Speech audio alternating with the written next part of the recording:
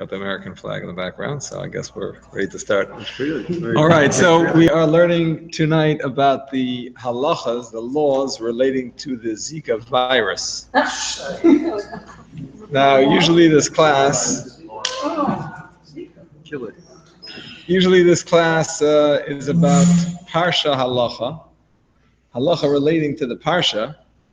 So you're wondering how I'm connecting the Zika virus to the Parsha. Well, the answer is very simple, because in this week's Parsha, it speaks about forbidden foods. And one of the forbidden foods are insects. As the Torah says, Kol sheretz ha'oif tamehu lachem lo ye'achelu. All the flying insects are unclean to you, they shall not be eaten. In terms of the context, why is this entire section in the Parsha? Well, we know the entire book of Devarim is a repetition and a review of the mitzvahs that Moshe gives the Jewish people before he passes away. But specifically, the section starts with Banim atem laHashem Elokeichem. You are children to Hashem. Loisis goydu, do not gash yourselves. But loisis simu korcha bein einechem lameis, and do not rip out hair in grief over a deceased relative or other person. Ki am kodesh ata, because you are a holy nation, laHashem Elokecha, Hashem your God. So your bodies are holy, and you're not allowed to deface them. Uvacha bachar Hashem, Hashem has chosen you, liyos lo la'am segula, to be for you a treasured nation, mikol amim, from all the nations asher al pnei adam, that are on the face of the earth. Lo soichal called her Abram. Therefore, because you are a treasured nation, you shall not eat anything abominable. Meaning to say, Hashem allowed the Noahites to eat animals from after the flood. And already at that time, it was known, you can go around, sorry. You can go around. You can go around. At that time, it was already known certain animals were kosher and certain animals were not kosher. Noah only, brought in one pair of non-kosher animals and 7 pairs of kosher animals. Nevertheless, Hashem didn't tell the Noahites, that is humanity as a whole, that they have to keep kosher. On the other hand, the Jewish people are a holy nation to Hashem, and therefore you should not eat any abomination, because these eating non-kosher animals will spiritually harm you, perhaps even physically harm you, the commentaries say. But certainly it will spiritually harm you, and therefore you should not do that. As we mentioned, this is a repetition of a section mentioned earlier in the Torah, and that's in Parshas Shmini, where it talks about all the various forbidden animals. And there it sums it up, and it says, Al tashaktu es nafshesechem b'chol hasheretz hashoretz. Do not defile your souls with crawling creatures. V'lo sitamu b'hem v'nitmeisem bam. Do not defile yourselves with them, and you will become spiritually insensitive. Interesting translation by the Kaplan Chumash. Because I am Hashem your God, you shall be holy, and you will be holy. And he repeats, you shall not contaminate your souls, and so on. And then he says, Ki ani Hashem ha'ma'ala eschem me'eretz Mitzrayim. I am Hashem who has elevated you from the land of Egypt, li'es lachem lekim, to be for you Hashem. V'yisem kadeshim, you should be holy, ki kadosh ani, because I am holy. And the Gemara points out that there are 2 other mitzvahs where it says, keep the mitzvahs, because I am Hashem who took you out of Egypt. And those 2 are the mitzvah of not taking interest and the mitzvah of tzitzis. By both of them it says the expression hamoitzi, that took you out of Egypt. Here it says hama'ala, that elevated you from Egypt. So the Gemara says that Hashem says, if only for the mitzvah of not eating insects, it's worth that I took you out of Egypt. Ma'lahu etlachem. This is an elevation for you. Meaning to say, I took you out of Egypt. Egypt is a contaminated land, spiritually contaminated land. I took you out to spiritually elevate you. So at the very least, if you keep the mitzvahs of being careful not to eat insects, you'll have been elevated, and we accomplished something with the Exodus. So it's a very important mitzvah. And that's why we have mashgichim who check the lettuce and the parsley and the cauliflower and the broccoli and whatever else it is. Strawberries, exactly. And now they say there's an infestation in grapes, orange juice, you name it, there's bugs. So, interestingly, you might think that, when keeping kosher, the most important thing is to not eat pig, right? Maybe shellfish, or maybe, I don't know, what else? Crab, or maybe just an animal that wasn't shechted properly. But in terms of the sheer volume of mitzvahs, exactly, in terms of the sheer volume of mitzvahs, most important is not to eat insects. The Gemara in Makkah says, Achol putisa loike arba. If you eat a water insect, a person who eats a water insect is liable for 4 sets of lashes. And Rashi explains that there are 2 specific verses about water insects. One in Vayikra, Parsha Shmini, like we mentioned, and one in this week's Parsha, in Re'eh. Any creatures that do not have fins or scales among all the creeping creatures in the water and among all the living creatures that live in the water are an abomination for you. That's 1. Whatever does not have fins or scales, you shall not eat, is unclean for you. That's 2. Shellfish are water insects. That's not what it means. Actually, yeah, those two. I mean, the Gemara is talking about a more of an insect, but not have fins and scales. But then these are general for all insects. You shall not make yourselves abominable. That's the pasuk we just mentioned in Shmini, where it sums it up. And when it makes them bum, otherwise you become unclean. So it says it twice. Ochal nemala, a person who eats an ant or any other insect of the land, is liable for 5 sets of lashes. 2 that apply to all insects, and 3 that are said about land insects. Any creeping creature that creeps on the ground is an abomination and shall not be eaten. Any creature goes on its belly, and any creature walks on 4 legs. To any creature that has many legs, among all creeping creatures that creep on the ground, you shall not eat, for they are an abomination. And any creature goes on its belly, all in Vayikra. All right, a person who eats a wasp, Sira, gets 6, because there's the 2 general, there's the 3 for land insects, and 1 for flying insects, correct. As a side point, when it mentions flying insects in Parshas Shmini, it says any flying insect that walks on 4 is an abomination for you. A dog does not fly. So what is this flying insect that walks on 4? I was wondering as I was writing up my article. So here is the Hebrew.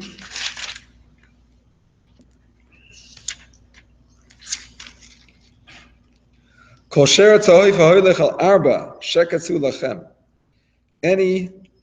swarming bird that walks on 4 is a sheketz for you, is an abomination for you. What is this flying insect that walks on 4? Insects have 6 legs, yes? Mm-hmm. So there's different ways of understanding this 4-legged insect. Some say it's referring to grasshoppers because they use 2 of their legs for jumping and 2 of them and 4 of them for walking. Some commentaries say that it means insects in general have 4 legs and 2 arms. Crickets. Well, crickets are similar to grasshoppers in terms of jumping. Yeah. But the 2 arms are the 2 front legs of the insect that it uses for many other purposes besides walking. It uses it, for example, for digging, jumping, hunting. So the Torah considers them arms, just in, that's the way the Torah speaks. In any case, so that's as far as the Parsha connection to mosquitoes, which are, of course, bearers of the Zika virus. And now, I'll talk a little bit more about the necessity for mosquitoes before we discuss the laws relating to them. And this is a famous medrash. The medrash says that David HaMelech said to Hashem, the wonders of your creation are great, everything is beautiful, but there's 3 things in this world that I don't understand why you created. I don't understand why you created a madman. People are crazy. They have a very difficult life, and they perhaps make life very difficult for other people. So what's their purpose in existing? And he also could not understand the spider. What exactly does the spider contribute? The spider actually comes out later on. Oh, well, that's what we're going to get to. So the spider, I mean, it eats pests and so on, but it weaves this wonderful web, and just, I mean, that web, the silk, it goes nowhere. And I mean, it would be nice if we could wear it or something like that and do something with it. But in fact, it seems to just be a bit of a waste. And finally, he didn't understand the wasp. What exactly is the purpose of a wasp? Wasps sting, they hurt. Now bees also sting, but at least they provide honey. So they are an important aspect of this world. But the wasps, I mean, they're just damaging creatures. How do they contribute?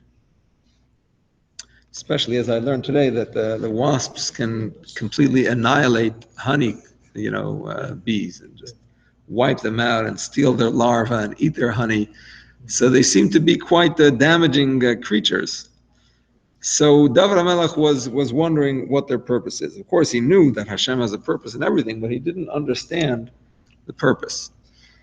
So Hashem taught him a lesson in all of these three things.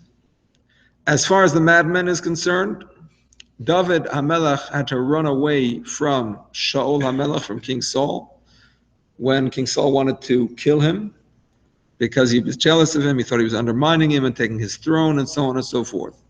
So David ran away to none other than Achish, the king of Gas. Now, why did he run to Achish, the king of Gas? Because the enemy of my enemy is my friend. That's what you would think, right? David's enemy right now is Shaul HaMelech, and the Plishtim are Shaul's enemy, so maybe David figures they'll be my friend. Well, not quite, because David had killed their main warrior, Goliath, and they were still not, hadn't really come to terms with that yet. And in fact, Yishbi ben Noiv was his brother, and he was pretty high up in the court of Achish. So when David, I'm sorry? No, he was the king of the Plishtim. He was very much non-Jewish. The Yishbi is the brother of who? Of Goliath. So there he was seeking asylum, and Yishbi says to the king, "What? This guy killed my brother. What are you going to give him asylum?"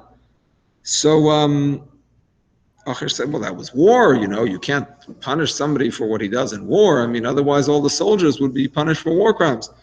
So he said, "Well, if you want to go," Yishbi said, "if you want to go by the war, then you have to give up your crown, because the arrangement was that Goliath had made is that whoever wins the duel between the two fighters, they win, and the one kingdom subsumes the other one." So Yishbi says to Achish, if you want to go by the rules of war, well, you shouldn't be the king anymore. You should give him your crown, because he's going to be the next Jewish king, and he should be the king over the Plishtim as well, based on the rules of war. So Achish was kind of stuck with that, and it looked like he was going to have to give some trouble to David HaMelech. So David HaMelech said to Hashem, I complained once about madmen. I didn't know what it was about. Please lend me some madness. Allow me to feign madness. And that's what he did. And he started writing on the palace walls that Achish owes me this and this amount of money. And he was drooling. And the story goes that Achish had a daughter who was crazy. He had a wife that was crazy. And he said, I have enough crazy people in my palace, and now I have another one outside my palace. Get rid of him. And they threw him out, but they didn't kill him. That's the main thing. So he was saved. Then, of course, the famous story that when Shaul HaMelech was chasing David HaMelech at one point, David Melech was hiding in a cave, and Shaul was about to check in the cave, but he saw that a spider web had, made a web just across the entrance of the cave. So he figured that David was not inside. The web would have been broken, and he turned away and left. And David was in fact in that very cave, so he was saved by the spider, and he saw how it sometimes can contribute in a very significant way. And finally, last but not least, when David was in the desert and he was being chased by Shaul and Shaul's men, David saw an opportunity to show Shaul that he really was not his enemy at all. Remember, this was all in Shaul's head that David was rebelling. In fact, David was planning to be a loyal subject of Shaul's, as well as his son-in-law, by the way, and general. He was planning to do that till the end of Shaul's life, even though he had been anointed by the prophet Shmuel to be the next king, but he wasn't planning to undermine Shaul's kingship at all. He was going to wait patiently until that was over. But Shaul didn't realize that. There was a spirit of kind of depravity that had entered Shaul. He was jealous in a way that he couldn't explain. And so he was after David. So David wanted to prove that he was not really against Shaul. So he saw an opportunity when he came across Shaul and his men camped, and there they were all asleep. So he went with one of his generals. I mean, he didn't have a proper army yet, but one of his main men, who would later become a general, Avishai, into Shaul's camp. And Avishai said, you know what, let me kill Shaul. I'll strike him so quickly and with so much power that he'll die instantly. I won't have to even strike him twice. He won't wake up any of his men, and we'll leave, and that'll be the end of this whole problem. We'll have no problem from him anymore. And David HaMelech swore by Hashem that he would not lift his hand against the one anointed by Hashem. He said he'll die from Hashem's hands, or maybe by the hands of the enemy, which was fulfilled in the end, but not by my own hand. Anyway, David went into the camp, and he took Shaul's spear and his water flask.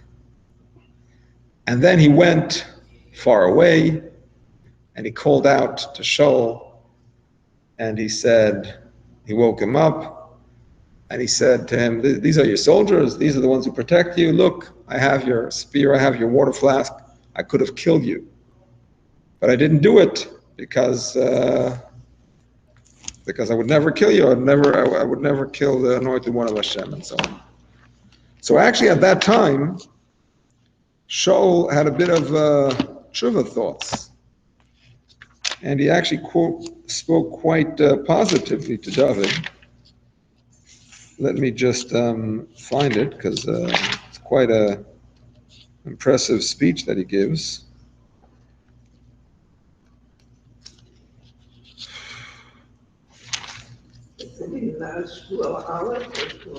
This is in Shmuel Aleph, I believe it's chapter 26. So Shaul says, I have sinned. Come back, my son David. I will no longer cause you harm. My life has been precious in your eyes this day. Behold, I have been foolish and I have greatly erred.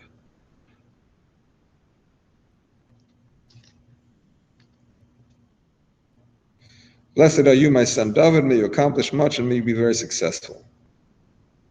So after that, it sounded like things were going to be okay, but Shaul's men convinced him that maybe he forgot his water flask somewhere, he forgot his spear somewhere. David made up the story, it wasn't really true.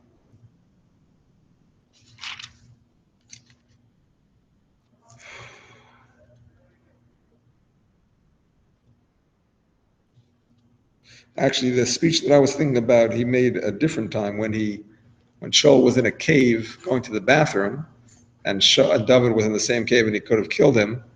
Instead, he just cut off a corner of his garment and he didn't kill him. And then he called out to him again and he said, look what I could have done. And this is when Shaul said, You have proven today you have done only good for me. Hashem delivered me into your hands. You didn't kill me. Does a man find his enemy and then send him off in a good way? May Hashem repay you with beneficence for what you have done to me this day. Now behold, I know you will certainly reign, and the kingship over Israel shall be established in your hand. Swear to me by Hashem that you will not annihilate my descendants after me, and they will not destroy my name from my father's house. He knew what was coming, and David swore. Anyway, back to the story at hand. So the Medrash says that when David was making his way out of the camp with the spear and the water flask, Avner, who was Shaul's main general, very powerful man, he kind of, in his sleep, he lifted his feet. And David was kind of stuck in between his feet. He was pinned in between his feet, and he couldn't get out. Obviously, he couldn't wake him up, and he couldn't extract himself without waking him up. So then Hashem sent a wasp and bit Avner, and in his sleep he moved again, and he put down his feet, and David was able to escape. So that's when David realized that there's a purpose in every creation, even in the wasp. So this actually relates very much to the Zika virus. It wasn't what I was going to talk about. There's also a story of an insect that went inside someone's head. Yes, that's a yitush, which is some kind of animal that bites. It seems to be a gnat, and that went into Titus's head and eventually killed him. That was Hashem himself, he put it in. Hashem put it in, of course. Hashem made battle with him on the land, because he said Hashem can only make battle at sea, so Hashem sent him a little creature to do battle. Actually, that Gemara, I'm not exactly sure how to understand it, because it says, it's in Gittin 56b, it says there that this creature, it only eats, but it does not excrete. So I don't really understand that Gemara, because as far as science knows, these creatures do excrete. So I don't know exactly what it means, but apparently its system works somewhat differently than other animals. I'm sorry? It's biologically possible. Right. Actually, the Gemara doesn't say it doesn't excrete. It says it doesn't have an excreting organ. Mefanakna lesle. It doesn't have an excreting organ. So there are some animals that just excrete by sweating. Like it doesn't actually come out through a hole. It just kind of makes its way out. But as far as I know, gnats are not like that. Maybe a yitush is not a gnat. Maybe it's something else. I don't know. Anyway, so I was thinking about this Gemara, this Medrash, about the need for the wasps, because one of the discussions that people are having now with the Zika virus is that who even needs mosquitoes? I'm talking about the ones that carry diseases. Right? There's only a small percentage of them that carry diseases. Mm-hmm. I think 2 types. I think 4 types actually, but it's only like 3% of all the different species of mosquitoes. So there's talk about just obliterating these species from the planet. How do you obliterate a species? Well, it's not simple, but they think they can do it by introducing mosquitoes that are mutant, that the children of these mosquitoes will not be able to reproduce. So these mosquitoes will mate with regular female mosquitoes, and then the children will not be able to reproduce, and it'll wipe them out. And they tried it in some islands, it worked, but it didn't quite work, whatever. I don't know if they can even do it practically, but it's a question according to the Torah. I mean, we believe that Hashem, because we believe that Hashem created every creature for a purpose. Created smallpox for a purpose too. Smallpox is not a creature. Smallpox is not a Of course it's creature. for No, bacteria. it's not. Halachically, it's not an animal. You're allowed to kill it on Shabbos. Uh-huh. No, I'm serious. You're allowed to kill it on Shabbos. Like a license Shabbos also. Well, because that's an animal, but it has a special different thing. But I'm saying it's not. I'm not making this up. But not wiping out a species is actually mentioned in the Sefer HaChinuch.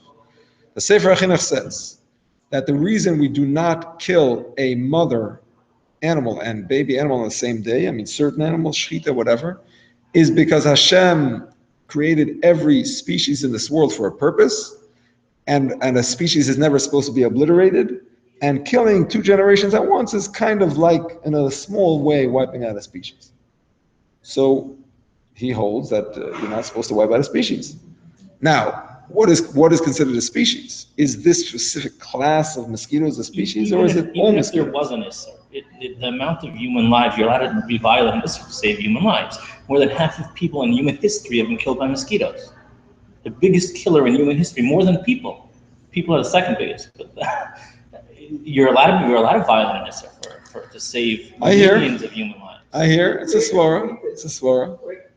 Where do you have this knowledge? That mosquitoes have killed people throughout history. That's the biggest killers. I don't remember where I read it, but you can find it. Yeah, they definitely kill. They kill millions they're of the people biggest every killer year in human with history. malaria and all of that. Yeah, no question. They spread disease terribly. Everything. I mean, But the science is not so sure that it's going to be effective. They say that another insect might take its place and do that same thing, and maybe even in a worse way. okay, so they never. we'll deal with that when it comes along. But that's dangerous. You're creating. Sometimes you think you're saving a problem. When you're creating the problem. They brought rabbits to Australia to get rid of whatever is pest, and then the rabbits took over. So you have to be careful when you play with nature. But that is an interesting point. So. Besides the fact that, just as a side point, in terms of their contribution to nature, they do contribute in terms of the food chain, in terms of pollination, and so on and so forth. Replace them. Besides for these two That's species. right. That's possible. We don't know yet exactly how it would happen and what would happen, but probably it would take place in some way. Mhm. So, okay. So now let's get down to some questions, halachic questions, relating to this virus. I do not claim to be a medical expert or an expert on the Zika virus. I don't claim to be a halachic expert on the halachas relating to the Zika virus.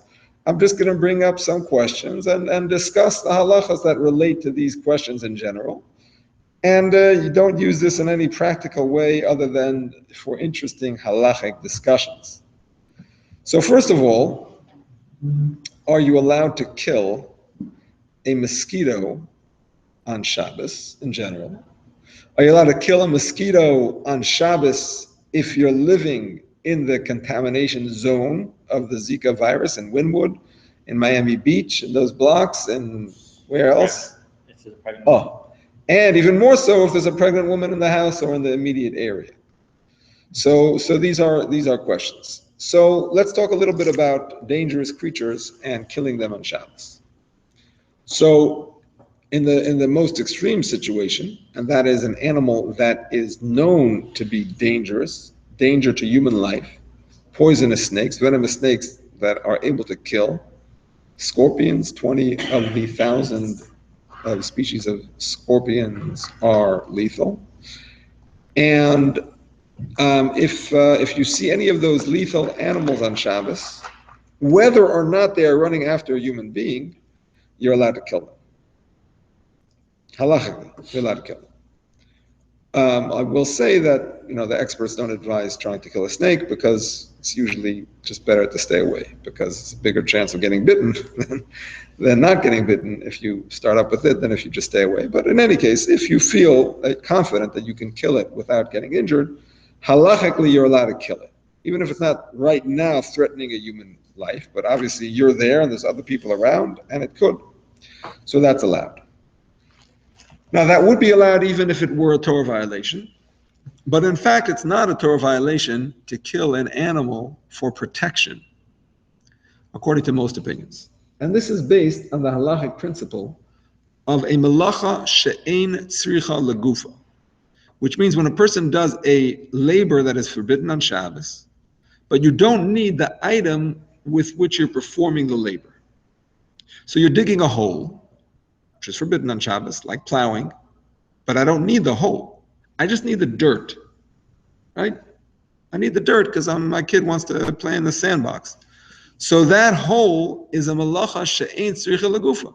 The malacha is digging the hole. There's no malacha of extracting sand, right? The sand is what I need, but that's not a malacha. That's not a labor. The labor is the hole. The hole is a byproduct of the sand.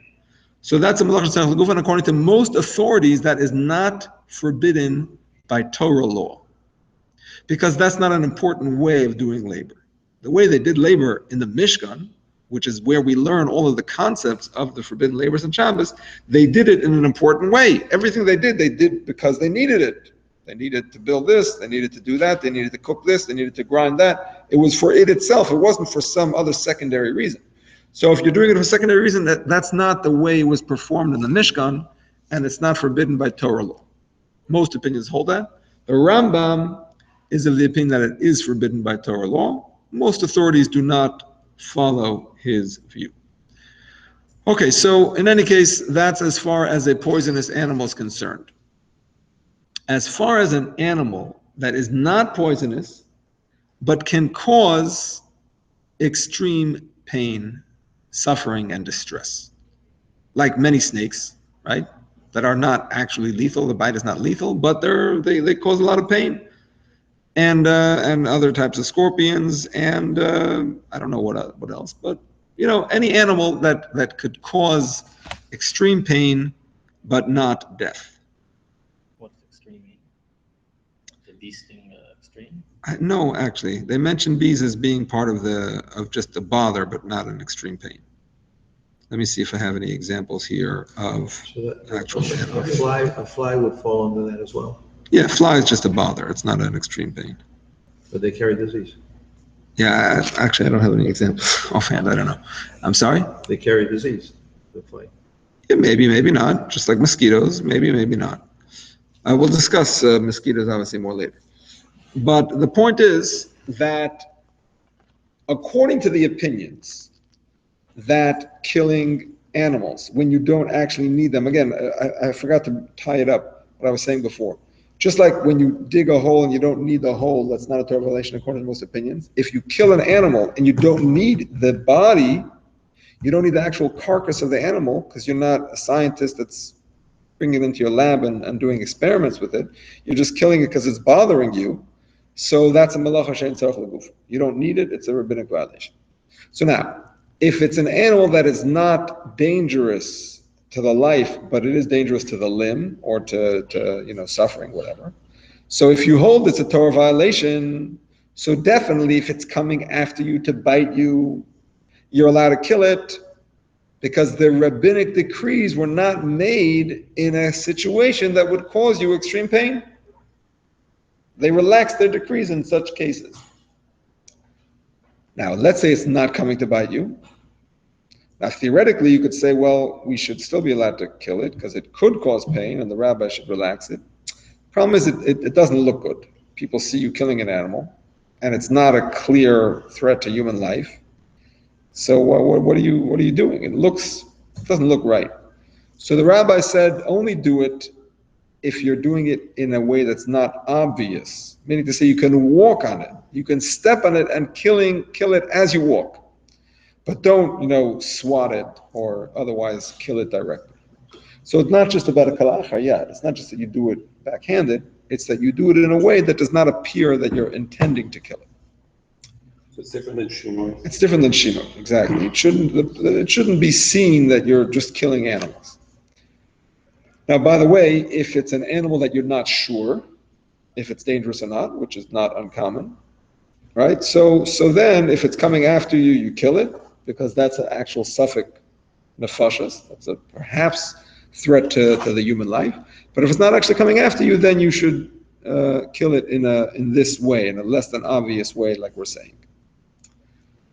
Okay, and then he discusses animals that are just considered pests, wasps, bees, unless, of course, there's anybody in the area who is allergic to bees, because that is literally life-threatening.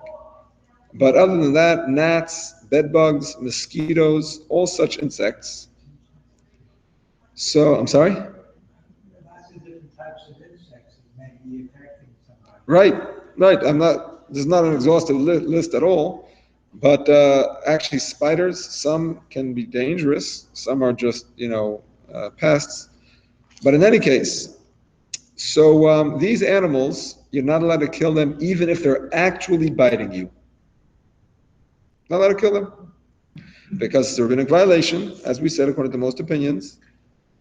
But it's not an extreme pain, so they didn't relax this violation. The only thing you can do is you can transgress on the violation of muktzah.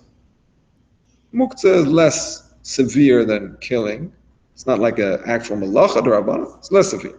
Muktzah means, an item that has no use on Shabbos, you can't move. So here you can flick it off. Can't kill it, but you can flick it. If it gets injured, it gets injured. You shouldn't actually kill it though. Some say that even if it's not actually biting you, but if it's like so close to you, it's about to bite you, the same thing. But only for muktzah, only to push it away and not to actually kill it. Actually, I should mention that according to the Rambam, that killing an animal is a Torah violation if you don't need the body. So you're not allowed to kill an animal unless it's actually dangerous.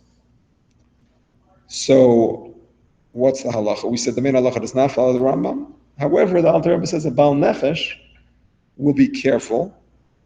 And when the animal that is dangerous but not life-threatening is not actually running after someone, he won't kill it. He'll just tell everybody to watch out and be careful. In other words, you shouldn't be a Baal Nefesh if it's running after someone. Because you want to be a Baal Nefesh, you want to be a spiritual person, holy person, and here it's going to hurt somebody. The main halacha is that it's allowed. You go and you kill it. But if it's not running after someone, so there's nobody in danger, you're afraid it might, so you just let people know to watch out, and you don't actually kill it. Okay. So what status does the mosquito have in the zone? In the rest of the world, a mosquito is just a pest.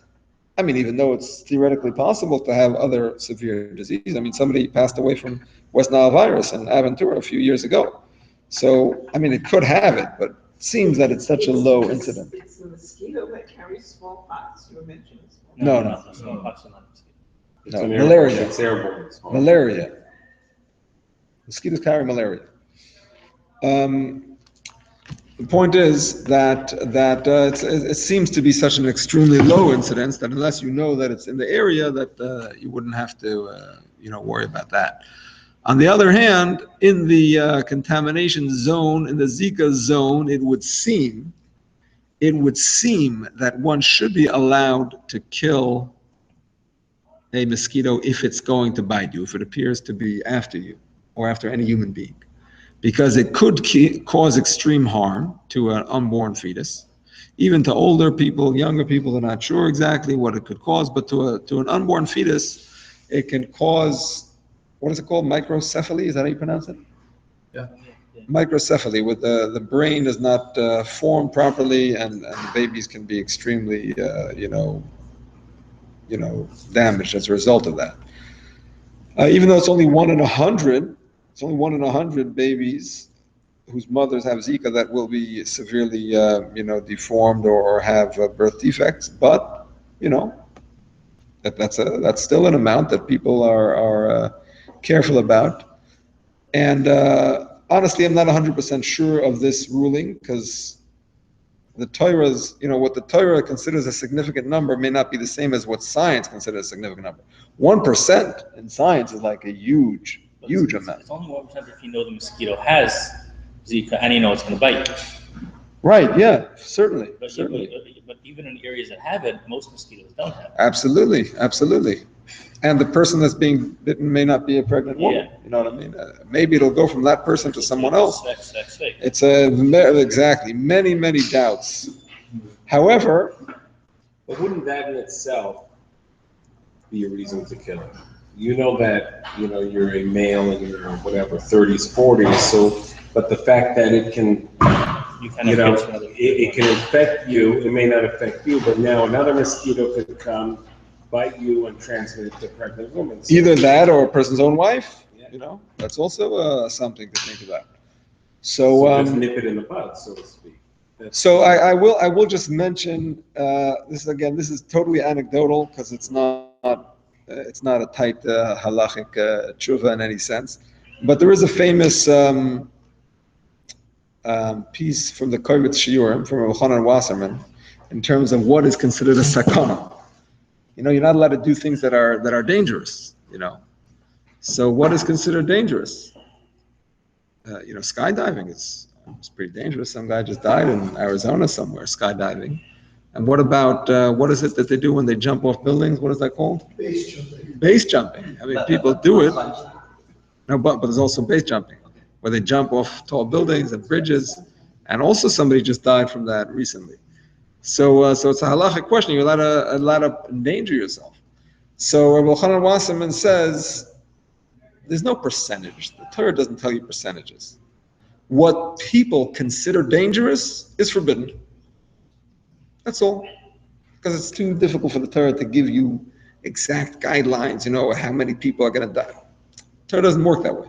What people consider dangerous, you should refrain from doing. So it is a little bit vague, but nevertheless, if we apply that to Zika, I mean, the doctors are, they're pretty serious about it. And, my wife's doctor said, you shouldn't be getting pregnant now. It's dangerous. Even though she's the doctor who delivered the baby, it's her parnasa.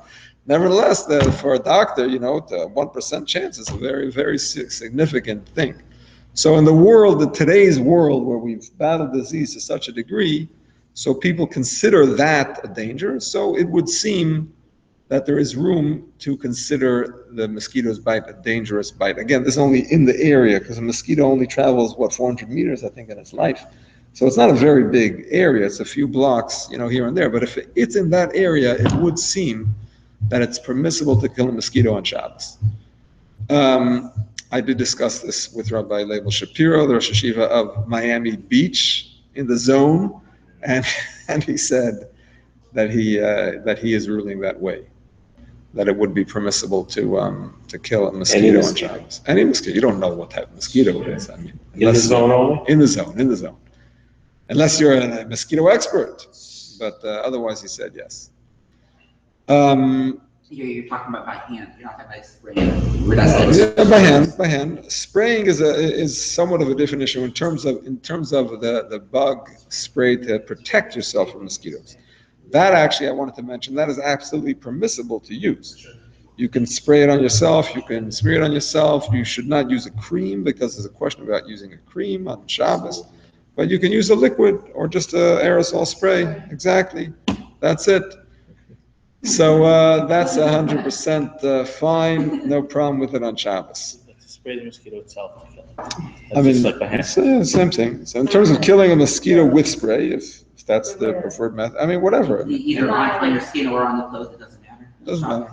No, doesn't matter. Again, this is in the area that it's actually dangerous.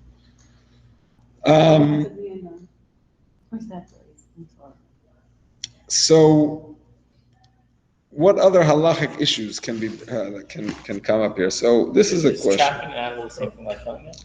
Actually, no. Actually, trapping it, I didn't look into it because it's so difficult to trap a mosquito. But trapping it is actually one step down, because a mosquito is not considered a davar hanitzoid. It's not the type of thing that people usually trap. I mean, scientists maybe, but hunters don't trap mosquitoes. So it's not considered a Torah violation to trap it, even if you want it. So how much more so if you don't want it? Then it's a double rabbinic. And there, I think it's permissible according to all opinions, even according to the Rambam, to trap it. Even if it's not dangerous, or only if it's dangerous? No, what I mean is the animals that can cause harm, Okay. the ones that can cause physical harm, but are not dangerous. Yeah. So even in that case, I believe the Rambam permits you to trap it. He doesn't permit you to kill it, he permits you to trap it, because it has a double d'Rabbanan, if I'm not mistaken. Okay, so in terms of, this is, the following discussion is really beyond my scope, because it's totally for the great sages of Israel. But God forbid, if a woman is pregnant, God forbid she gets Zika, God forbid the child has a severe birth defect. So the general halachic perspective is that we do not do abortions, even if the child is severely malformed. Because there are actually different opinions about abortion. Some say it's like murder. It's not the same as murder, because the baby is secondary to the mother, and therefore the mother's life would come first. Maybe the mother's limb would also come first, depending on the situation. But it's akin to murder. Some say it's not like murder, but it's like a waste of seed. Some say it's not a murder, but it's like damaging one's own body. You're not allowed to damage your own body. So even if the fetus is considered a limb of the mother, a person's not allowed to cut out a limb of their own body. Our bodies belong to Hashem, and so on. So there's many different opinions about it. But the consensus of opinions is that it is considered somewhat akin to murder. And therefore it's only allowed in cases that would cause harm to the mother. Because as we said, the Gemara says, if a Gentile or a strong man, a mafia man, comes to you and says, kill this other fellow or I'll kill you. The Torah says you're not allowed to kill the other fellow. Because my chazis the damadidach sumak tfei. Why do you think your blood is bluer or redder actually than that other person? Well, you're both human beings. You have no right. Okay, but when it comes to a fetus, which is not born yet, doesn't have the same rights. A person who commits abortion is not actually committing murder, doesn't get killed in the courts for it, in the Jewish courts. So it's considered one step down. So therefore, it's permissible to save the mother's life, but not for the baby. I mean, the baby is going to be a sick baby. So what? We don't kill sick people. We don't kill deformed, malformed people. We don't do that. So that's the simple halach. And a little story that happened to my grandmother's first cousin. When she was pregnant, she had German measles, and the doctors told her to abort the baby. The baby could have severe birth defects. And she asked Reb Moshe Feinstein, I think the Rebbe told her to ask Reb Moshe Feinstein, I don't remember. This is Swerdloff, Miriam Swerdloff. And Reb Moshe said, no, you're not allowed to have an abortion. And she didn't, and her baby was born deaf-mute, but otherwise a fine human being. He's married, has children, a boy, yes, a young man, and he had an aliyah by the Rebbe for his bar mitzvah. He had like a little thing that helped him talk, and that's it. So now, that being said, there are cases where there's a discussion about allowing a mother to abort a baby that is extremely malformed or whatever, will have a prolonged illness, terminal illness, if that will affect the mother negatively. If the mother will have some kind of breakdown, physical breakdown, mental breakdown. So that's where there's some room for leniency, because the mother's life takes precedence. Again, this is beyond my scope as a rabbi. These are discussions for the leading rabbis of the generation, but just the general attitude is that we don't perform abortion just because a child has an illness necessarily. So in terms of, this is another area that I'm totally not rendering a halachic ruling about, but it is a question. In terms of practicing birth control. Couples that live in that zone, or close enough to that zone, you know what I mean? They can have a question. Should we perhaps not have a baby now, because of the possibility that the mother will get Zika and will get, Should have to move. Oh, that's a simple answer, actually. That's a simple answer. Should have to move. So it's a difficult question. I will say this, a very difficult question. On the one hand, obviously people are very nervous about it. On the other hand, we do have to consider that statistically, it's still very, very improbable, just because of the number of people, the number of mosquitoes that are spraying the mosquitoes. You can take the precautions of netting your home and keeping, mosquito spray on yourself and so on and so forth. So, or you could just leave the area. So it's really a question. It's a significant question. It has to be dealt with by the leading sages of the generation. It's not a simple thing. But I will say this, that in terms of the probabilities of there being a birth defect, it doesn't seem to be higher than older women. Women who have babies beyond the age of 40, the chances of their having babies with birth defects increases, and babies with Down syndrome and so on and so forth. But there is no blanket heter, to the best of my knowledge. We don't say, oh, you're past a certain age, you don't have to have babies anymore.